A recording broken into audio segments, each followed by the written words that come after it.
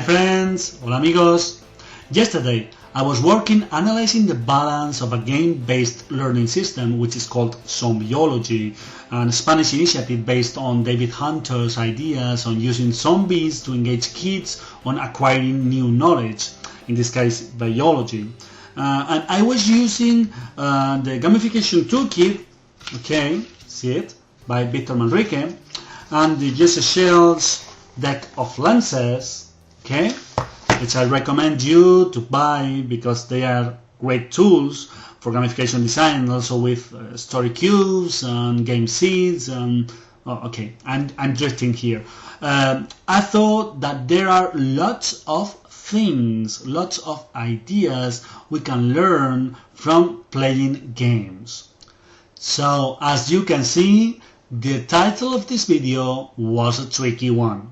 In this MOOC episode, instead of showing you different games and teach you how are they being used to, I don't know, learn or discover knowledge, I'm going to give you some clues on playing games to extract ideas for your gamification designs.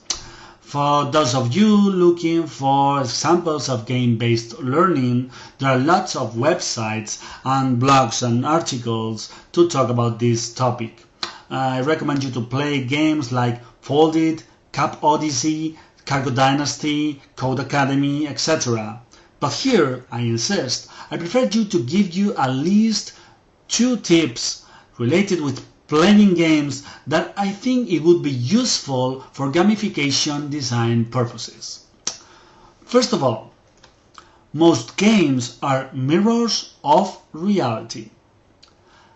And I'm not talking here about precise representations of reality, with great game engines capable of realistic setting design and artificial intelligence and all that.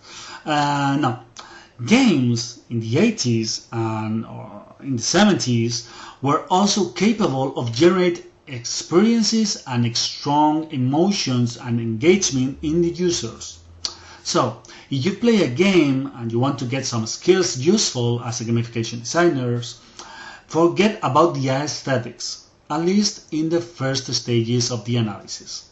Try to identify what moments create an emotional response in you. What mechanics immerse you in the system? What mechanics get you in flow? Second, as the game is trying to symbolically represent a situation, detect the things the game highlights for you to learn, and the things that were present in real life but left outside by the designer. Those simplistic representations of reality usually contains the key elements used by the users to create their strategies. Therefore, this analysis is useful for learning persuasion and behavioral change purposes.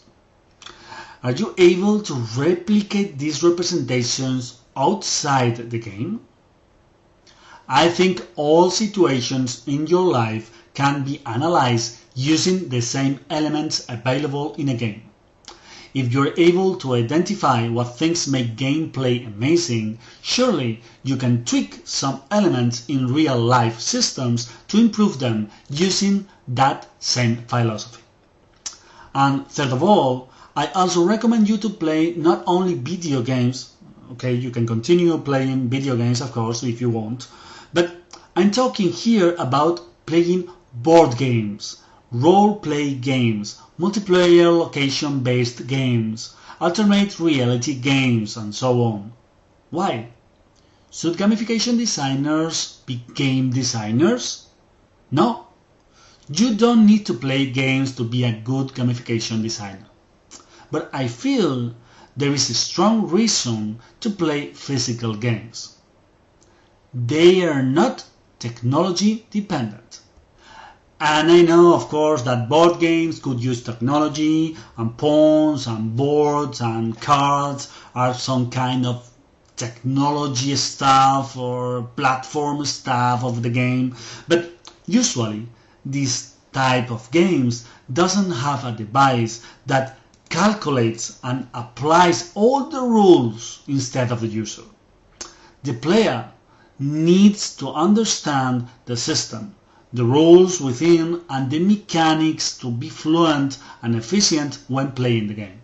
And this is important because if we are capable of knowing how to analyze the rules and gaps in a game system, how house rules are created, what kind of balance they generate, and what is the overall experience created in the end, this way we are caressing and enhancing skills useful for us as gamification designers. Because if you want to be a great gamification designer, you need to identify rules, elements of the gamified systems, gaps, affordances that influence strategies, virtual economies, how to tweak the balance, etc. You need to have judgment to decide what elements you are going to deploy within your gamification design. If you don't have it, you will surely finish designing non-sustainable, mainly points, badges, and leaderboards based gamification design.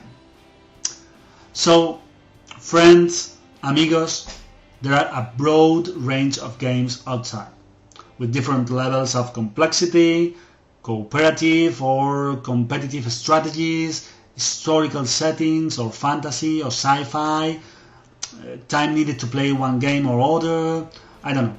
I'm sure there are games you can play, analyze, learn about them, and even enjoy the whole process. And if you don't find them, maybe you should design them. See you in the next episode.